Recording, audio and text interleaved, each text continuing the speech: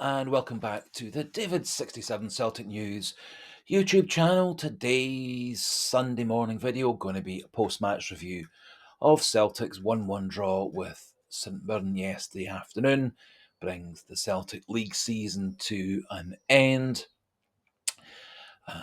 In the end, a very comfortable, massive 17-point gap over second place. Celtic end the season with 92 points and 112 goals. Just as a bit of comparison, last season it was 93 points and 95 goals in Ange Postecoglou's second season.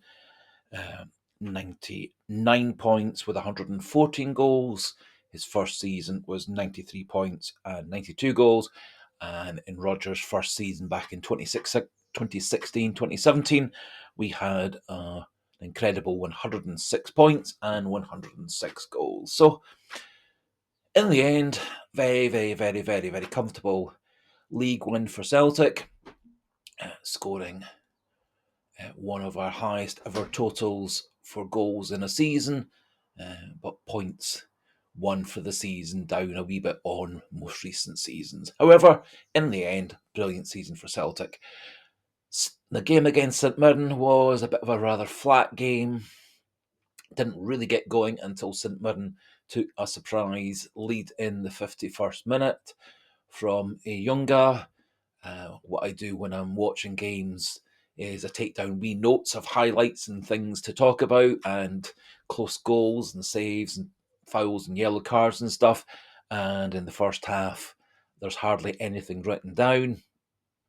One nice save for Schmeichel, a couple of shots over the bar by Celtic players. Mention of a nice whipped cross by Engels from the right wing, with no one getting into the box to convert it. And one of the other highlights I've written down for the first half was an extremely clever corner kick move by Taylor and Engels, which unfortunately the referee completely missed. Very cleverly, Taylor tapped the ball when he put the ball down on the corner flag spot. Engels then came over, pretended he was going to whip in the cross, and then started to dribble in. And then, fortunately, the referee wasn't paying attention, as he's supposed to do. And what was actually a very clever way of fooling the St Mirren defence was frustrated by refereeing ignorance and lack of following the game and following the ball. However, Celtic brought on a number of substitutions when St Mirren took the lead, most important of which was James Forrest, which then allowed him to make incredible progress down the right wing and sometimes down the left wing in what proved to be a man of the match performance. Celtic certainly after that point got much more in the way of attacks, crosses, balls into the box, shots and half chances without there really being a gilt-edged great chance. Several shots being blocked by St Mirren's defence, a couple of nice saves by the St Mirren goalkeeper, particularly his double save from Johnny Kenny late in the game. And then eventually, just when it looked like the final day of the season would be a bit of a disappointment, despite the impending trophy presentation, nice side-to-side movement by Celtic, getting good space on the St Mirren left. Alistair Johnston looked like he might well be taking the shot himself. However, he laid the ball off expertly right in front of James Forrest, who hit a brilliant shot inside the left post of Hemmings, the St Mirren goalkeeper, and Celtic ended up drawing the game 1-1.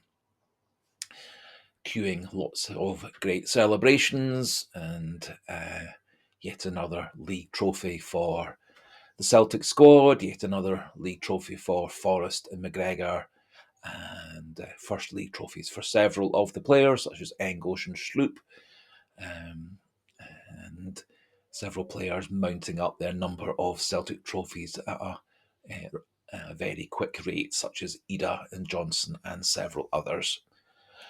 This leaves Celtic obviously going into next weekend's cup final against Aberdeen with the chance of a treble. I think quite a few of Celtic's starting players looked a bit nervy and a bit scared of getting injured in this game with only one game to go before the cup final next Saturday. And I do think that may be why Celtic were a bit under par, a bit flat, uh, not really going into challenges, not really making their runs at full speed, etc., because there was a fear of being injured and missing next weekend's cup final. Looking at the stats, it was yet another game of Celtic massively dominating their opponent. Possession was 77% Celtic, 23% St Mirren. Shots were 21 for Celtic, 4 for St Mirren, with Celtic having 5 on targets, 10 blocked, and 6 off targets. And I think that is part of the story of the game. Celtic had tons of possession, tons of shots, but their efficiency in and around the box just wasn't there. They weren't taking their chances as well as they have been in recent games. Corners were a pretty incredible 14-0, and touches in the box, again, an equally massive domination for Celtic, 65-12. Kasper Schmeichel made a couple of saves for Celtic, and Hemmings in the St Mirren goal made 3 saves. And overall, Celtic massively controlled the game, but just weren't quite on their game in the final third. Tons of chances, tons of balls into the box, but no great quality until James Forrest stepped up 4 minutes into added time with that high quality finish. Looking at the player ratings, given Kasper Schmeichel 7. I think he thought he made a couple of good saves, got the ball out distributed to the back four and McGregor very quickly, and had an overall good performance, given 7 for Alsa Johnston and Cameron Carter-Vickers. I think they both defended very well. They didn't have an awful lot of defending to do. Johnston did a good job getting up and down the right wing, supporting midfield and supporting the final third, and it was his final pass, his assist, that set up Celtic's equaliser. Carter-Vickers looked very strong in defence, never got knocked off the ball, was always first to challenges, intercepted well, anticipated well, and was a very calming presence in defence. His passing quality, as always, was good. Liam Scales, I thought, was getting, as often is the case, rather dominated by big, tall, strong centre forwards, as was the case yesterday. Quite often he was getting stuck behind the St Mirren player who was taking the ball and laying it off. And Scales never has very good recovery pace if he is beaten to those kind of balls. And as always, his passing was rather shaky and nervy, and in the first half, he made only one first time pass. Every other time, he took 1, 2, 3 touches of the ball before he released his pass to a teammate, and that tends to slow things down.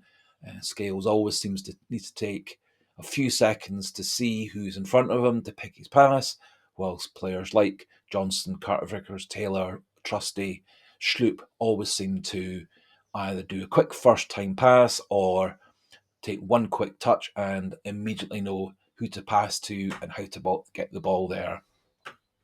I'd much prefer to see Austin Trusty at left centre back in the cup final next weekend, but I suspect that fitness and injuries permitting, Rodgers will go with the same starting 11 today, from Saturday for next weekend. Although I might be tempted to give James Forrest the start instead of Nicholas Kuhn out on our right. Moving further down the player ratings, given Greg Taylor 6 out of 10. Had very little defending to do. Wasn't really as busy and active and involved as he usually is in midfield. Late in the game, when Schlupp came on, Taylor actually moved into a conventional midfield position, but it didn't really improve his contribution to the team. I've given 6 for Callum McGregor. I thought he was a wee bit flat. not his usual busy, active self. A couple of rather poor shots, a few passes that weren't quite on the mark, lacking, I thought, a wee bit of pace and energy in midfield. Not his usual dominant self. I've given both Arnie Engels and Paulo Bernardo 5.5. I thought they both were rather disappointing. Not really getting stuck in, not really getting much in the way of creativity. And I think apart from one very good cross by Engels, I don't actually remember Bernardo or Engels doing anything of any great note in the match. Nicholas Kuhn and Adam Ida, 6 out of 10 for both of them. They both had one or two wee half chances, one or two nice moves. Eden didn't really get into the game till about half an hour into the first half. He had about 3 or 4 touches in that first half hour, partly due to lack of supply of ball by Kuhn, Maeda, McGregor, and the other midfielders, partly because he was not really getting himself involved. And so 6 for him, and similarly 6 for Nicholas Kuhn. 6.5 for Daizen Maeda. I thought he was rather anonymous until he moved centrally, and he unfortunately missed a point-blank open goal header. And it is actually quite surprising that of the 15 goals that Celtic have scored in these 5 post-split games, Maeda has scored none of those 15 league games goals in the last 5 league games. Moving on to the subs, I've given 8.5 and man of the match, but for James Forrest, I thought he was absolutely brilliant. Tons of energy, tons of ability, great runs up and down his wing, swapped to the left wing from time to time, cut inside, a couple of shots on goal, and scored a goal. And he looked by far Celtic's best player and most dangerous player. Also, good marks for Johnny Kenny, 7 out of 10. Played with a lot more energy than Ida and Kuhn had been before. Had forced the goalkeeper into a good double save. And as the game wore on, he more and more got control over Gogic, the big, strong St Mirren defender, and managed to outpace and outmuscle him to get that double shot off that Hemming saved very well. Given 5.5 for Jeffrey Sloop, I thought he was rather poor, passing not so good, crossing not so good, didn't really have any defending to do by that time in the game, and a wee bit of an error-strewn game, although none of those errors led to any great consequences. And I've given 6 for Yang and McCowan. I think they both tried hard. I think they both thought there was a possibility of getting a cup final place, but I don't think either of the two of them did anything of great note or anything really to merit getting into next weekend's cup final team. So that just about finishes things off for this post-match review of the Celtics and Mirren match. Over the next few days, I'll be doing some previews of the cup final against Aberdeen next weekend. Also starting to do a few post reviews of the season itself, looking at some stats and my own player ratings for the whole Celtic squad over this 24-25 season. As we go, just a wee polite suggestion, encouragement for those not yet subscribed to the channel, please do click that subscriber button, keep the numbers pushing through the 1200s. Do feel free to pop the like button on as well, it does help with spreading the channel, and do feel free to pass on details of the channel, the types of video, etc. on the video to other friends, family, Celtic fans, anybody you meet in the streets. And as always, do feel free to pop your own thoughts, opinions, comments into the comment section to have a nice wee chat, debate amongst like-minded Celtic fans. And so until the next video, goodbye and hail, hail.